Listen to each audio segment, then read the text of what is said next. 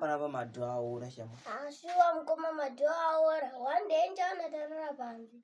Shuwa anya mdara meno changu gara iko ku South Africa na mchembera asungu yambo tambo gazamu kudai uyambo gaziso madho tisari ba tichirara pakanaka. Ma holiday basa rakawanda. Kuti vasiye basa yakuzoita madho panapa zviti. Ndizo basa rakawanda but pana madho aora so asuziya takanene. Apa pauda fly past you kuti ipindire. Iyo fly past you ngeipi? Fly past you amiziwe. Ndiziwe. Nana chimkoma kuti fly past you ndokuti simbi. Vanhu vese vari kuvaka munomukadoma vari kutenga zvinhu ku fly past you. Zamfana ngotara kune ma window frame, ma door frame, marata, ma window, zvese nemapuranga nesimbi dzese dziriko. Nana chimkoma ku fly past you mnona simbi dzese mapuranga ese.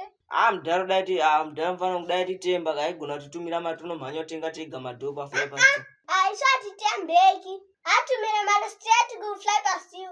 Mfana unga mudhara gona kujamuka kambani yako yachitonge chidhura kambani tekisira machechi zvikoro naonowaka. Nana chimkoma mapurazi ku fly past you akanda kuma holidays zvakachipa zvisingaiti. Samfana angu kutara mapurazi ku fly past you akatenda holiday akatorwa nechande zvi. Mkoma renachi kuti fly past you ndokuti simbi. Mapurazi ku fly past you akarano goti kuti di. Mfana angu bata mudhara abvumutumira mari pa fly past you kambani yasikaziwe. Fly past you inozikana ukadoma yese yakazara pa internet pese. Vanhu vari ku diaspora vari kutenga zvinhu ku fly past you.